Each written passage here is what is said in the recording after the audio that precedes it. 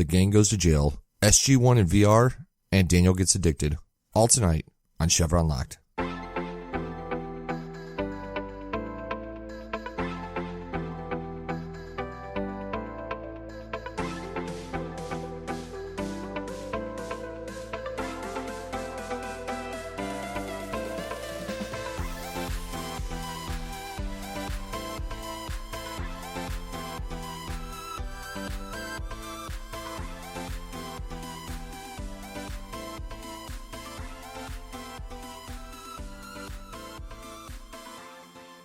Hello, and welcome everybody to episode 9 of Chevron Locked. My name is BC. I am just one of your hosts, Kevin. Kevin being my other host. Kevin, how you doing, buddy? I'm the other host. I'm good. What? You are the other host, buddy. You're the host with the most. Fantastic. You're the Robin to my Batman. Oh, thank you. And I'm pretty happy that you didn't put up a fight about being referred to as Robin in that equation, by the way.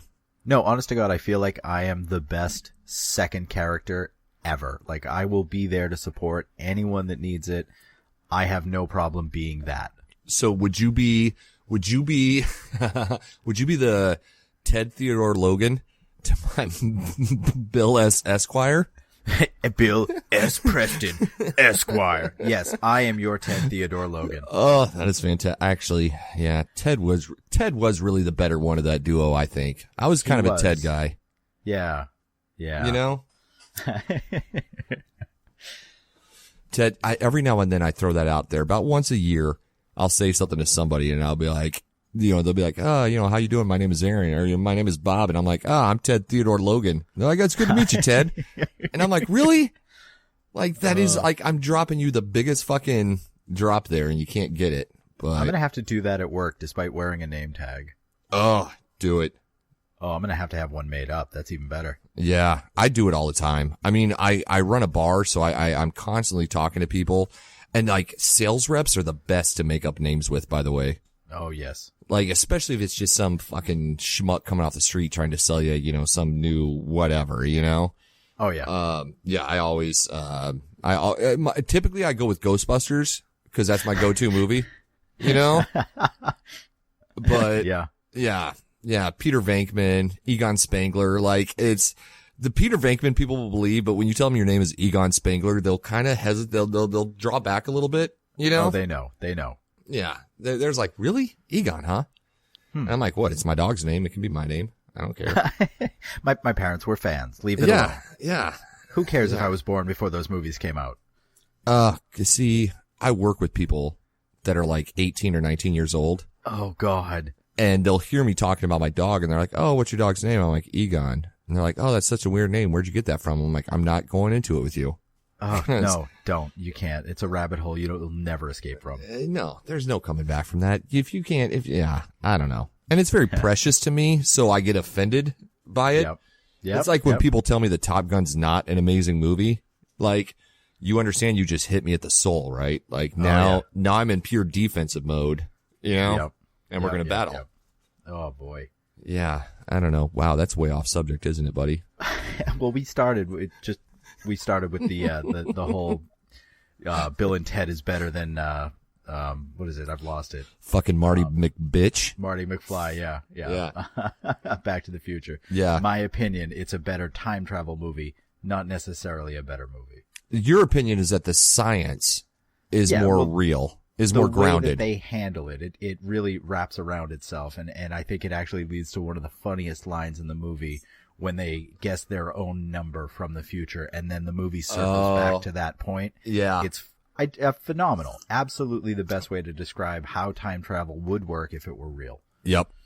I agree with you. It was such a clever movie. And the fact that George Carlin was in it. Oh, yeah. Hands down. Oh, my God, man. It's Rufus. Yeah.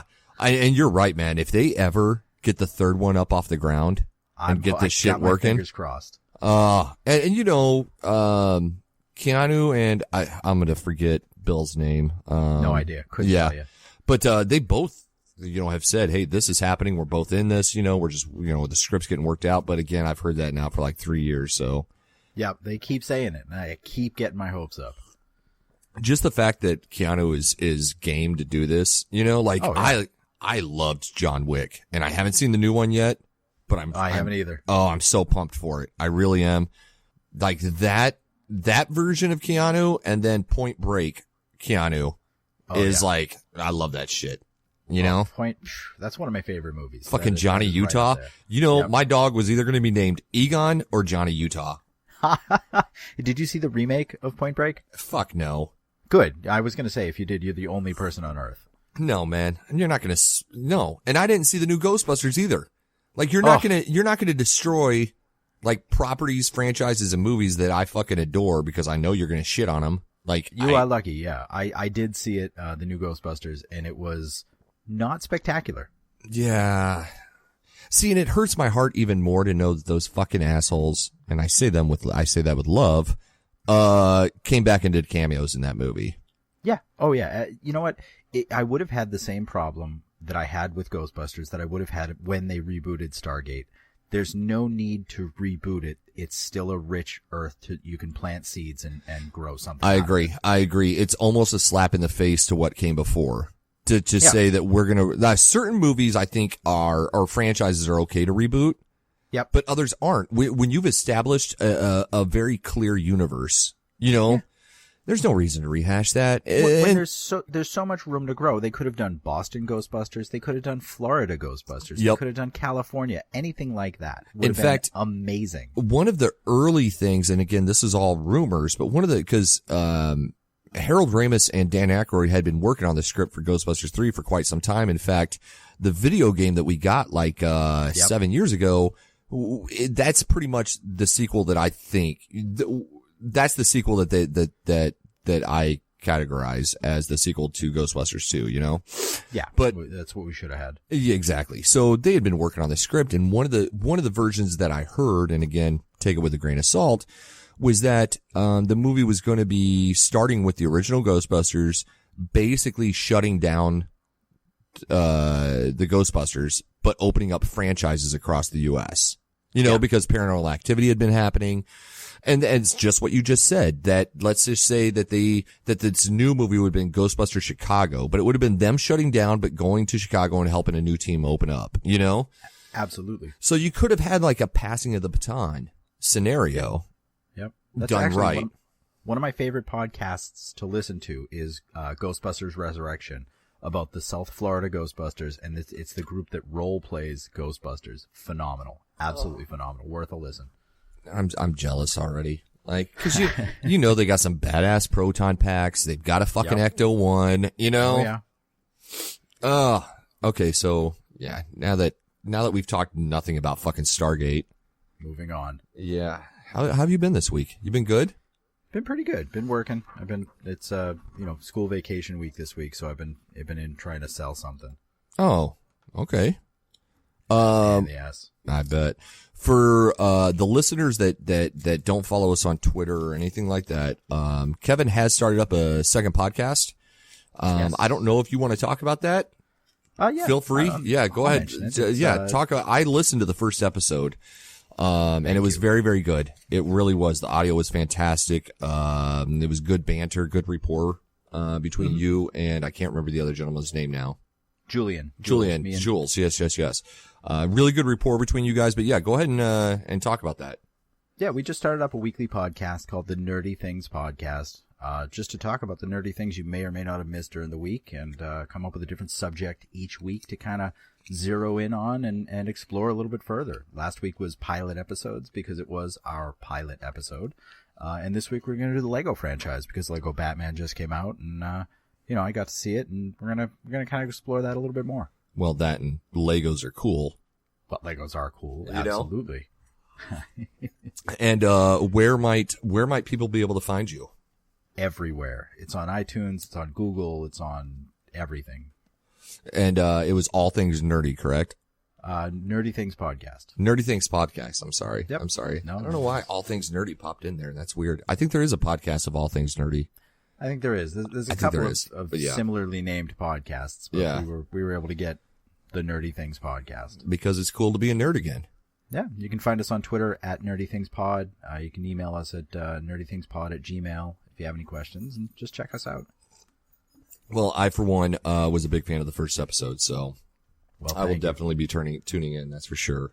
Hopefully we can keep it up. Oh, I think so. I think the key is with podcasts, one, clearly, you have to enjoy the content that you're producing, Yep. Yeah, absolutely. You have to enjoy to talk about what it is that whatever you're talking about. And then, two, you have to have people that want to hear you talk about those things that you want to talk about, Exactly. If only the world was nerdy, then we'd be all set. Yeah. Yeah. You know what?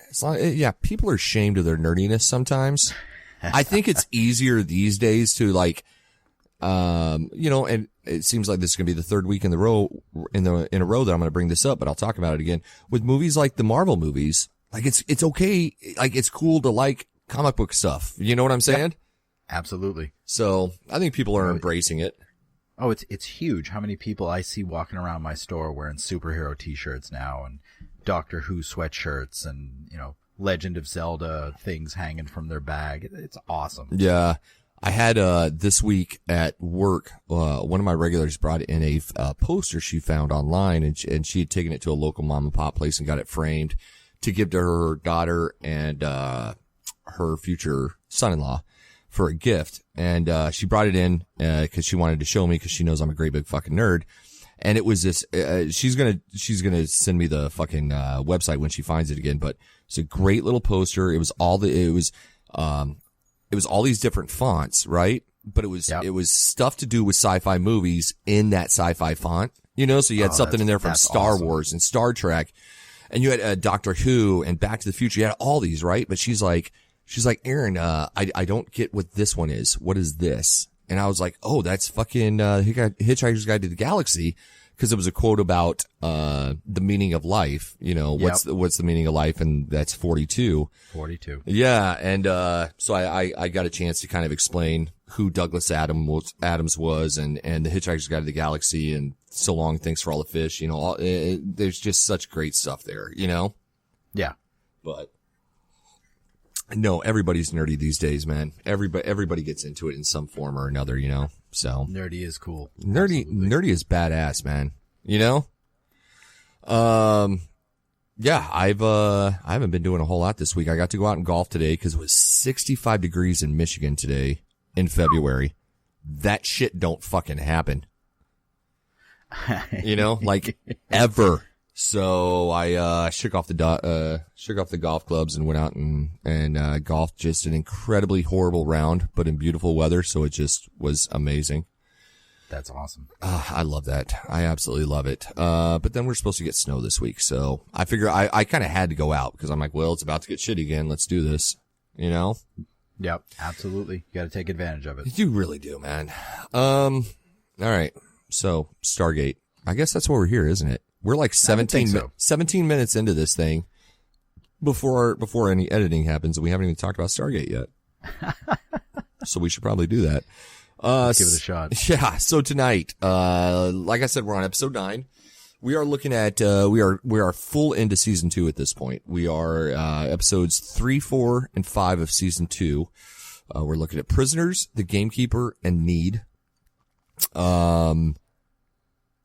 Side note, I know we have a season recap coming and it's almost finished editing. Work got in the way this week, so I apologize. I will definitely have that up here, when this show is also available to download. So sorry about the delay there, but,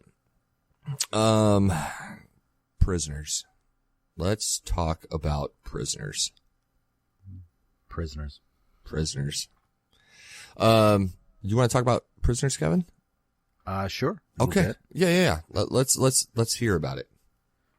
In 1972, a crack commando unit was sent to prison by a military court for a crime they didn't commit. Oh. No, I'm sorry. That's the A-Team. Oh, I was thinking the Dirty Dozen't.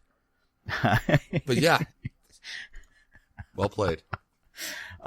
Wait. No, Prisoners. You know that joke's going to come 180 here in like 20 minutes, don't you? Yeah. Okay. Sorry. Go ahead. No.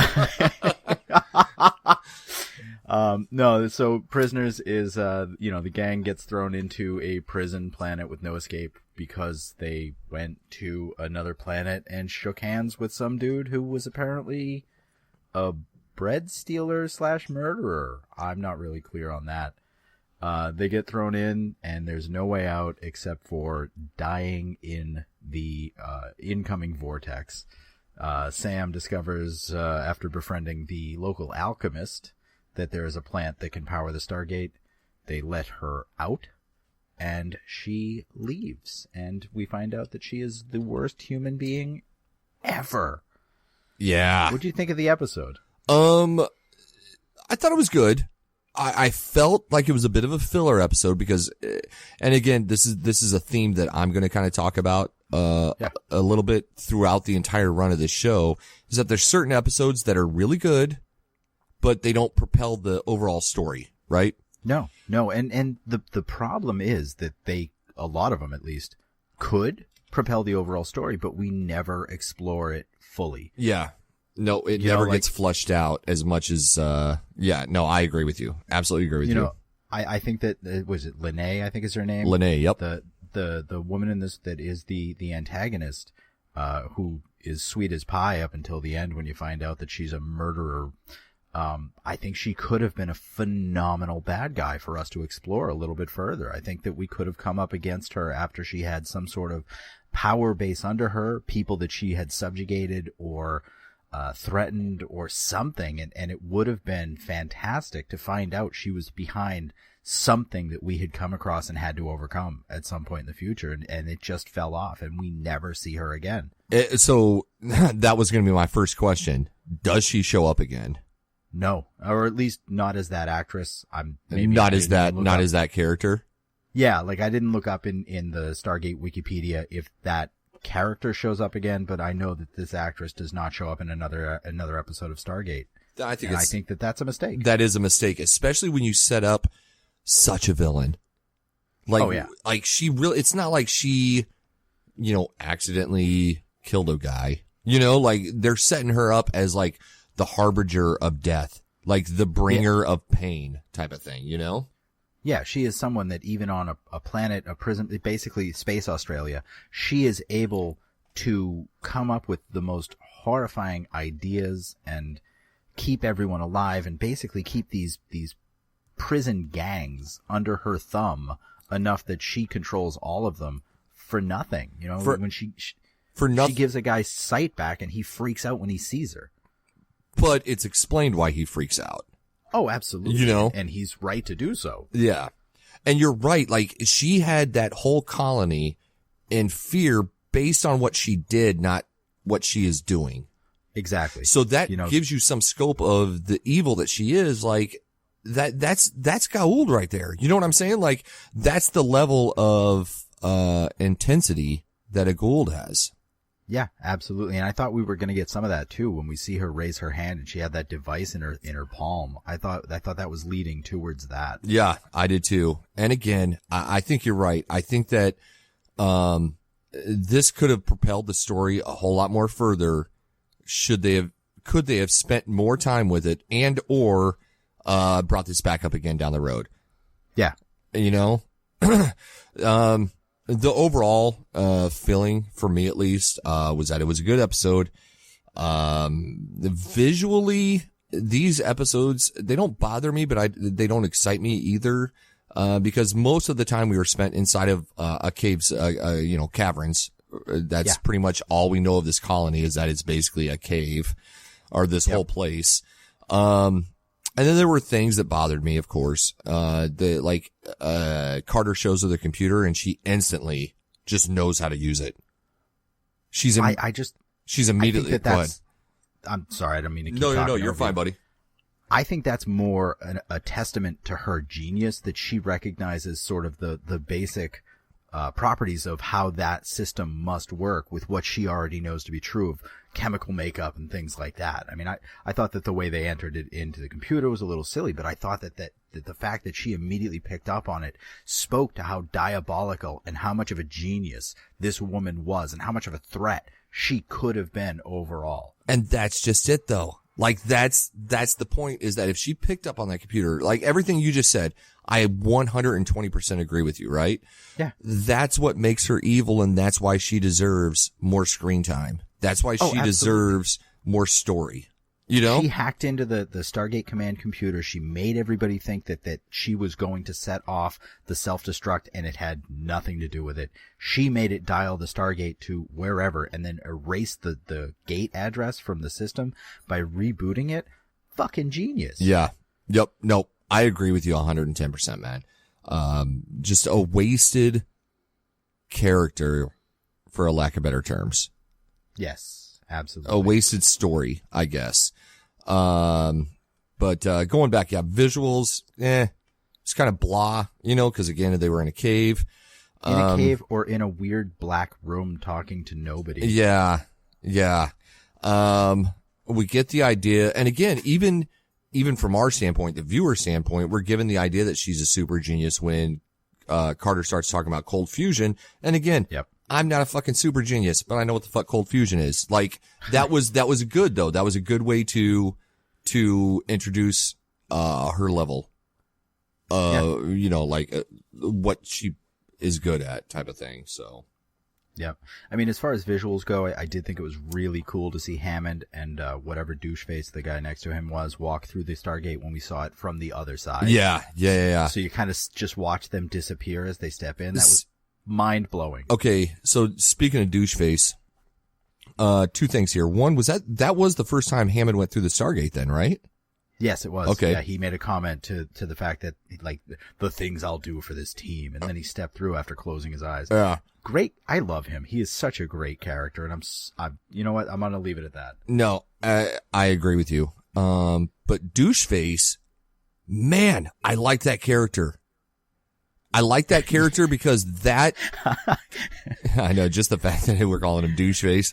No, but I agree with you. I like that Go character ahead. because that, to me, that's what that team needs sometimes, is somebody saying, whoa, he's saying that he, you know, he's saying he's not admitting to any guilt whatsoever. You know, he's being the lawyer. He's playing lawyer ball with an alien race.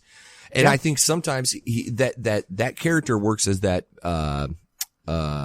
middleman, you know? Yeah. And Daniel, for all of his faults, doesn't really do a good job sometimes about working middleman, you know, because he has his own emotion, he has his own, desires and his own, interests. That's exactly it. You know? Daniel's motivations are entirely emotional. Exactly. Whereas he played a very straight lawyer approach to negotiations, you know? Yep. Thought it was a great addition of a character, man. I really did. Oh yeah, no, I think it works very well. It shows sort of the bureaucracy of dealing with different people within a setting like this. Yeah. And how you're going to have different opinions and different interpretations of their mandate and their adherence to those strict rules. Correct. And I think it even says something about how Hammond is getting a little emotional, and he's like, well, we'll just fucking go in there. You know, like, we'll go in there and we'll break him out, or we're going to wreck shop. Yeah. And doucheface was like, you know, just because they're not our laws, you know, we have to respect it because they're their laws, you know? Yep. Yeah, absolutely. So there was definitely good things about this episode, and overall I did like it, but I think that we're both agree that the holdback to this episode was the fact that we got this amazing possibility, this amazing possible character that was wasted for a one-off episode. Yeah. I mean, this was one of the episodes that, since we started this, I have looked forward to this episode specifically for reasons that when I watched it were completely taken away from me. I had thought in my memory that when Space Oatmeal comes pouring through the gate, that it did so on a slide that came through the gate too. And so I thought that it was a whole thing. I didn't realize that the prisoners brought the slide up to the gate and put it there. So I had this idea in my head that I was going to be able to, like, light up a torch and grab a pitchfork and be like, that's not how the gate works. But I was robbed. That was taken away from me. That was taken away from you, dude. Your innocence is now gone, my friend. And at least until we get to a future episode, this is how the gate works up to this point. Yeah. So that's fine. The other thing that kind of bothered me was, you know, like, we as the viewers know that Leanna was the one that stopped the fight between Daniel and, help me. His name was, I don't know. I don't know Okay. which one it was. There was Roshor? yeah, something like that. Oh, Vishnor. Vishnor. Vishnor was kind of the muscle, within the prison colony, right? But he respected Yes. Lyanna. And a fight breaks out between SG-1, Vishor, and his boys. And, clearly, Vishnor, because he's smart, goes for the weak one first, which would be Daniel. And, immediately puts him in this rear naked choke. And all of a sudden, Lyanna puts her hand up with that little fucking device. And it kills Vishnor, right? And everybody's like, Yeah. oh, nice job, Daniel. You won. But nobody really? Like you guys were watching him getting choked out, and then you watch them both collapse and you just assume Daniel won that fight. Like, you're not going to question how that fucking happened. No, he's actually poisonous, like tree frogs. So yeah, that's how it works. So it was just like, it was a skin to skin contact type of thing. Mm-hmm. Yeah, no, definitely. Vishnor, actually, you didn't see it, but he licked Daniel and just lost it. I will see, that's the problem. As I sneezed a little bit during that fight scene, so I probably missed it. Yeah, you know? missed it. Damn. Why can't I sneeze with my eyes open, dude? I think it's funny. Actually, Vishnor was in an episode of Supernatural as the Tooth Fairy, which like a twisted version of the Tooth Fairy, I take it. Definitely. In fact, most of the guest stars in this episode were recently on an episode of Supernatural. Very weird going through IMDb for this one, just seeing Supernatural pop up for everybody. Constantly. Well, that's got to be another Vancouver-based show, then, I assume. Yeah, it is. Yeah, is it? Absolutely is. I've got a very good friend of mine, is a huge Supernatural fanatic, and he's been trying to get me on that boat, and it's just a time problem. I just haven't had time to sink into it. But another show I've heard nothing but good things about. My wife and I have watched it since episode 1. I highly recommend it to everybody. It has its ups, it has its downs, but overall, it is just a phenomenal show. Nope, that's the consensus I get. So, fuck, man, work gets in the way of all the good shit in life, right? Ugh. You know, like, if I didn't have to work, I would be so happy, dude. Seriously, I would be so caught up on so much shit. Yeah. But then, you know, that you look at the other side, I may not have a place to live, you know? Yeah, absolutely. I'd be out on the street, but hey, at least I'd have Netflix. I'd be out on the street, but I'd be able to talk about Supernatural and Farscape and like all this other shit that I can't fucking be a part of right now. Oh yeah, absolutely. You know? So, I wonder, by the way, that kind of brings me to a point. I wonder if anybody has listened. There's no way. Do you think there's a possibility that anybody has listened to this podcast that hasn't seen Stargate? No. I'm going to say no. I wouldn't think so. I was just wondering if people like listen to podcasts about shows that they've never seen to get filled in on that show. If there's anyone out there that does that, you're weird, but I like you. Yeah, I really respect the shit out of you. Cause there are podcasts out there that just go like episode to episode of a new show, like let's say Game of Thrones, you know? Yeah. That as soon as an episode airs on Sunday night, that dude or that woman, they are working on that podcast and it's uploaded Sunday night and it's a complete recap of what happens on that show. But for me, and yeah, it's a visual medium. You know what I'm saying? Like TV and movies clearly are visual mediums to me. Like, for somebody to describe something I haven't yet witnessed myself, like, I don't know. I just went all fucking weird. Sorry. You're getting existential on this, brother.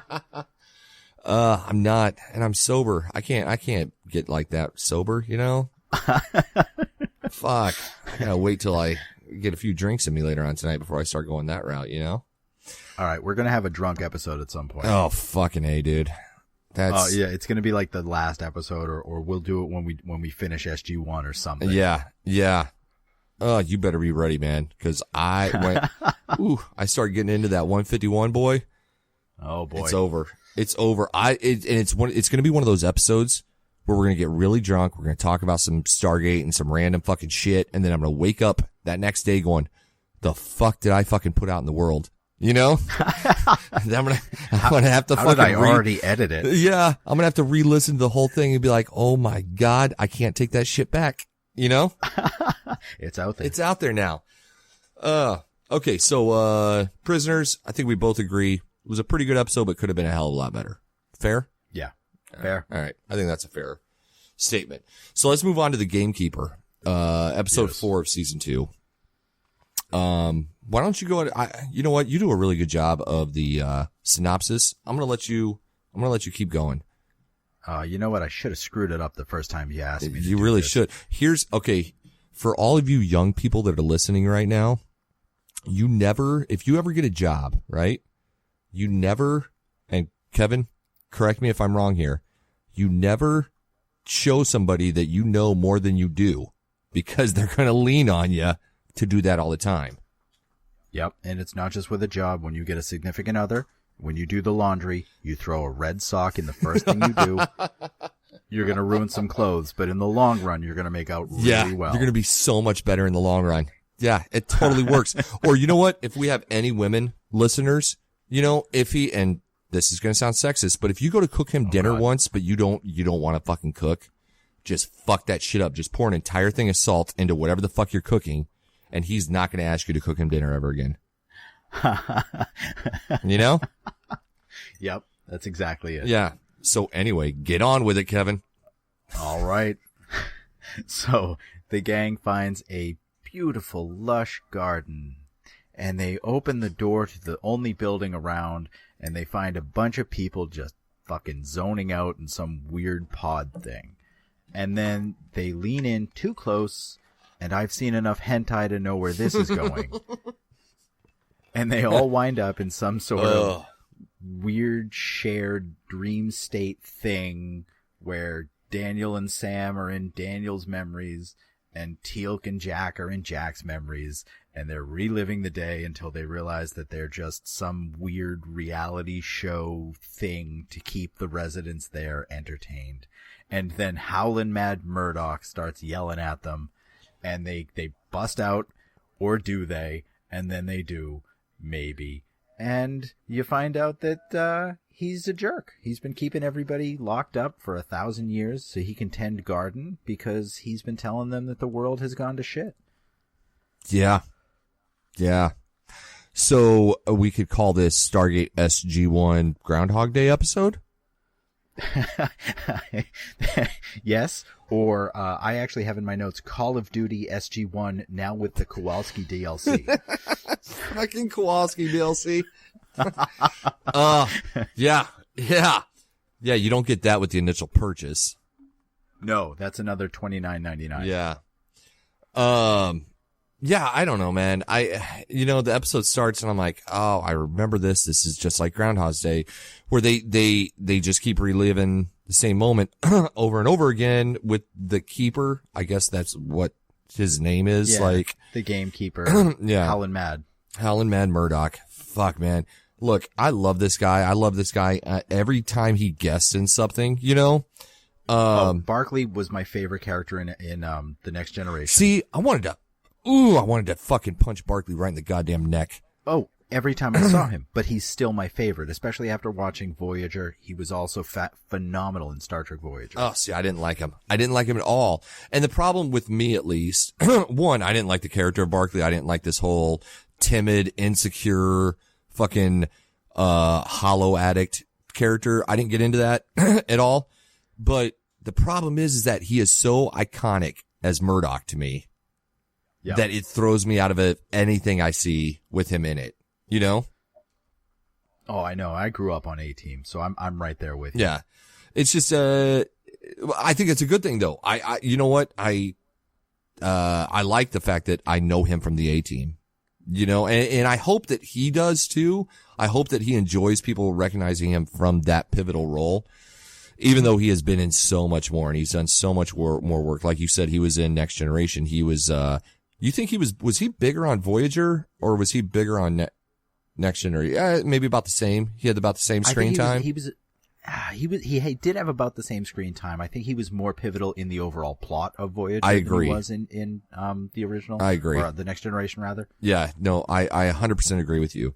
But there's a lot of people that know him as Murdoch that aren't sci-fi fans that, you know, he is Murdoch. He will forever be Murdoch, whereas we know him from various other things, you know? Yeah.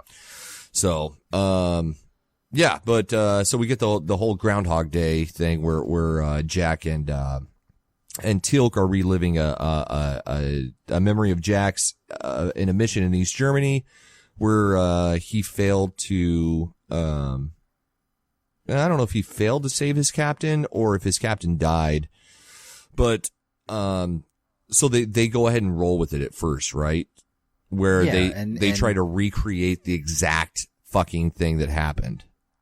Right, because they're not sure if it's time travel or if it's some sort of weird VR or something like that. Yep. And there's this whole thing where, like, when it happens, Jack runs out and grabs the guy and brings him back. And then the second iteration through, which was sort of seamless, Jack's like, oh, I know what's going to happen, and shoots at the bushes where the ambush came from, and the guys are now on the roof, which I call bullshit. If you want him to relive this until he Groundhog Days this and gets it right, don't change it. No, you can't change it. You have to, and clearly, at least that's what I got out of it, is that the keeper wanted him to do things differently to get a different outcome this time. Correct? Right. That's exactly what he said. But then you can't, different go ahead. Stimuli leads to different response. You just, it doesn't work that way. It doesn't. You can't change the dynamic of the game to attempt to get a different, result. You know, oh my God. I just realized that was Nintendo hard. Like, that's the way Nintendo games used to be. Paperboy? Oh my God. Yeah. No, that's pretty much it right there, folks. I'm having flashbacks to when I was playing Nintendo just before, a couple years before this episode came out. Yeah. Well, maybe that was Super Nintendo. Well, yeah. But, I mean, regular Nintendo just... Yeah. Forget it. I feel like the same type of thing. If they didn't have the limitations of the hardware, they would have done the same thing where bad guys would just show up everywhere you turn. Well, just, yeah. Call of Duty has that problem, by the way. That's neither here nor there. Oh. This is not a video game podcast, sir. We can't talk about video game shit here, can we? I'm so sorry. It's okay. No, I didn't know. And then we move on to Daniel and Carter reliving Daniel's parents' death through his eyes, right? Now, worst day of his life. I know. Oh. Here's the weird part, right? Yeah. Did we start talking about time travel because of this episode, or did we? So we were talking about time travel before the episode or before we started recording, right? Yeah, we were talking about it. My wife brought it up in one of her classes. That's because right. Of Harry Potter with the time turner. That's right. And then boom, we get Gamekeeper, and there is a nice little dialogue between Carter and Daniel about time travel, right? Absolutely. Yeah. They're again trying to figure out if this is actual time travel or if they're, you know, in some sort of weird VR. Because, and I think she says something about, it's not real time travel because Daniel is a full grown adult and they're interacting with him at his height versus him being a child. Yes. You know? Yeah. He'd run into himself. I think is how she phrases it. You're absolutely right. Absolutely right. But you're right. Worst day of his life, right? That this styrofoam castle comes down on them. Yep. Okay. Horrible visual, dude. Like horrible. Like I've learned to love Stargate visuals, and then you get this styrofoam neoprene fucking wall that just keeps coming down on his fucking parents, right? And they keep using the same clip of it. They do. They absolutely do. But one, why the fuck were they standing underneath that shit trying to guide it in? Like, aren't you guys geniuses? Like, they've never heard of the OSHA, the Occupational Safety Hazards Administration. Yeah, and they never heard of Darwinism either, because that shit just thinned out the herd right there. Yeah, well, they had already had offspring, so no, it didn't. Yeah, and look what Daniel's done to the fucking universe so far. That's true. You know? That is true. So I'm just saying, we're not a little tangent there, but you're right. The Keeper has created this, simulation for his residents because, I believe, so half of his story, I believe, right? Like, I believe at one point they fucked up their civilization. Like they fucked up their planet, and they did have to find something. They had to find some sort of retreat, some way to sustain themselves while the planet healed itself, right? Yeah, they went into suspended animation in that biodome place where they were. Yeah. And the gamekeeper, I think he was a completely virtual. No, he wasn't. He wasn't virtual. We saw him at the end. Yeah. But he was just selfish. He had the power over them while he was in there. He was in control, and he didn't want to give it up. And absolute power corrupts absolutely. Yeah. You know? No, I'm sorry. My mind was still stuck on Star Trek, where there was an episode where the same thing happened, but the guy that was in charge was completely virtual, and if everybody left, then he would disappear. So I'm losing my mind here. You're not losing your mind, sir. You have so much sci-fi knowledge that it's mating with each other and producing offspring. I think that's what it is. That's got to be it. You know, that's a scary thought. No, it goes way scarier, sir. But yeah, so the keeper, they chase the keeper down. They find a door that lets them out. They come out of the fucking tubes, and everyone else finds their way out to the real world. And the keeper is just insistent that they're going to ruin everything, that they're going to destroy the earth. And in typical Mad Dog Murdoch style, he gets very upset because they're pulling up his flowers. Oh yeah, he's so selfish about it. Yeah. He's freaking out. I loved it. Yeah, I did too. I loved the visuals in this episode besides the styrofoam and the neoprene. I thought everything else was pretty good.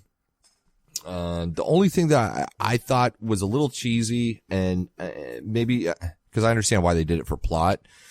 So the SG-1 is tricked into thinking that they're out of the stasis when they're actually still in there. So that they're tricked to believe that they go back through the Stargate, back to SGC. But clearly us as the viewers realize that something's up with Hammond, right? Yeah. That Hammond is wanting them to go back and wanting them to plug back in and I don't know. It just seemed like Carter especially should have been smart enough to realize, hey, something's up. Like maybe. Yeah, it was a little heavy-handed. Little bit. But other than that, minor gripe. Murdoch stole the fucking episode. You know? Yeah, he did. Absolutely wonderful. Yep. Loved it. But, that's all I had for Gamekeeper, I think. I wasn't, again, a little standalone episode. We almost have 3 standalone episodes here. The next one we're going to talk about is Need. I think Need isn't as much of a standalone episode because we get a little bit of, main story element to it, but, I'll let you talk about it and then we'll kind of take a look at it. Yeah. So, our group goes through the Stargate, finds a planet where they've got, they basically overthrown the Goa'uld, and they're sending Naquadah through the Stargate on a regular schedule. And I don't even remember exactly how, but they interact with them and get taken prisoner and thrown into the slave labor camp. Daniel saves the princess from jumping. That's what it was. Yeah. Oh, yes. In the woods. Yeah. She was going to commit suicide. He grabs her. Yes. He gets hurt. He gets thrown in the sarcophagus. He gets healed while everybody else gets to break rocks and mine the Naquadah. He becomes a total dick to everybody else and gets thrown in the sarcophagus again and again because it's apparently awesome like drugs. And he's a freak. I really loved this episode because you get to see how much of a dick Daniel can be. Nope. I agree with you. I enjoyed this episode a lot. And a lot of it is Daniel. Is the writing of Daniel, is how Michael Shanks played him. Just played him so creepy and so dickish, and it was just fantastic. Absolutely fantastic. Oh yeah, it was so casual the way he was a dick to everybody, where he's talking about how they're having a banquet in his honor while everybody else is down in the mine breaking rocks for nothing. Mm-hmm. It was almost very off the cuff that he would make those comments, you know? Yeah, he said that, and the response was like, basically, you get food? Yeah. Nope. Great episode. I think that, first and foremost, we got a little bit more about Nakoda, not a whole lot of, No, but we potentially now have a source of it if we can work out what's going on with that. Correct. That's fine. The other thing I thought was pretty unique about this episode so far in the series was that we kind of got our first and possibly only look at a civilization that's using the Goa'uld legacy to benefit themselves. Yeah. Because they have fake Jaffa. I can't think of the king's name right now, son of a biscuit eating. Pyrus. Yeah. That Iris is supposedly gold and stuff like that. That you kind of see like a civilization, like what if a civilization, did that to kind of, hold off possible enemies. Yeah. And it made me wonder. I mean, we know that Pyrus and Shyla knew that the Goa'uld were not really gods, but did the normal people that they were, ruling over know that the Goa'uld weren't gods, or did they still worship them as gods? I mean, the tribute through the Stargate was, still a thing that they did every time. Was that just to keep safe, or was that because they believed? I see. That's the part that's a little unclear. So we didn't see a whole lot of civilians. No, not a whole lot. In fact, I don't really recall any civilians. All we saw was the king, the daughter, fake Jaffa, and the priests, the people that were putting the Nakoda into the Stargate. So pretty much, yeah. But I agree with you. I think there's the way I kind of watched that episode was that they put up the facade to keep the people in check. Right. As much as it was to potentially fend off future enemies. I mean, Daniel uses the sarcophagus for a week, and look what it did to him. Pyrus has been using it for 700 years. You think he wants to give that up? Because I definitely don't. Side note, can I change the Daniel death counter? I think you can. Okay. I'm going to count this whether it's official or not. Nope. Because there was a sarcophagus in this episode, and so Daniel died. I think that's the correlation. I think if there's a way to bring him back, he's going to die. So now that we know this, if we're starting to watch an episode now, if I see a sarcophagus, I'm assuming Daniel's dying. Pretty much. Yeah. No, you know what? I agree with you. I'm chalking it up as a Daniel death. It counts. It's been tallied as number 5. Yep. And I know these aren't the official deaths, but I love it. I'm keeping it. No, absolutely. Dude, they're official to us. Yeah. And this was another episode like Prisoners that I've waited for just to talk about, because this is basically the episode where we see Daniel's love for Sharae crack. He goes into the sarcophagus like 3 times, and all of a sudden he's professing his love for Shyla there. For anybody else. I agree. Yeah. I liked it. Going back to what I spoke about just a little while ago, his acting in this, Daniel Shank's acting in this, was probably the best I'd seen so far out of him. Yep. Like when they drag him back, or not, they don't even drag him back to the SGC, but when he tries to put in his, when he tries to say, hey, I want to go back, and he has his little mental break there. That was just phenomenal acting out of him for the show. That was the best I'd seen so far. Oh yeah, absolutely. You could see the need in him, the absolute abject need to go back to there. Yeah. And I liked how they kind of showed it as an addiction. Yes. The withdrawal, everything, the shaking, yeah, scratching. Yeah. Everything was very, everything was tied to like a physical addiction to a drug. Yeah, it was a visceral reaction. I loved it. Yeah, no, absolutely fantastic. Did we find out where they were sending the Nakoda? Not in the episode. No, okay. It was kind of implied. Like that's what I do like about this show, and I give it a lot of leeway for it, is we see the important bits, and there's a lot that goes on behind the scenes that we can infer. Yeah. I would like to think that there is another SG team that has figured out where that was going, stopped it, and now we get that Nakoda. Okay. No, I agree with you. I think that's a fantastic fucking viewpoint on that. And I agree, like, whether or not they meant it to happen to for these things to build conversations for people, you know, for friends watching the show or you know, or for people creating Stargate forums to talk about or subreddits and stuff like that. It's a very, very good way that they kind of handled some things, you know, because they're on a time restraint. You know, these episodes are only 45 minutes long when we're watching them, you know, without the commercials. That you're on a time restraint. There's only so much story that you can tell in 45 minutes. So clearly some things are going to have to be left off screen. But they do a good job of handling that, I think, for the most part. Absolutely. Absolutely. But yeah, great episode. Great visuals. His throne room with the sarcophagus in the center of the room. Thought that was great looking. The one thing that I thought was weird, and maybe it's because I'm a dick, maybe because I just handle responses differently, but they were walking through the forest and she's like, we call these trees. And he's like, yeah, so do we. And I'm like, yeah, I know. Okay. We film in Vancouver. Every planet we go to has these trees. Get used to them. Get used to them. Yeah. God. But other than that, you know, great episode. And again, like I said, we kind of get some plot points that kind of push the overall plot forward, I think, a little bit.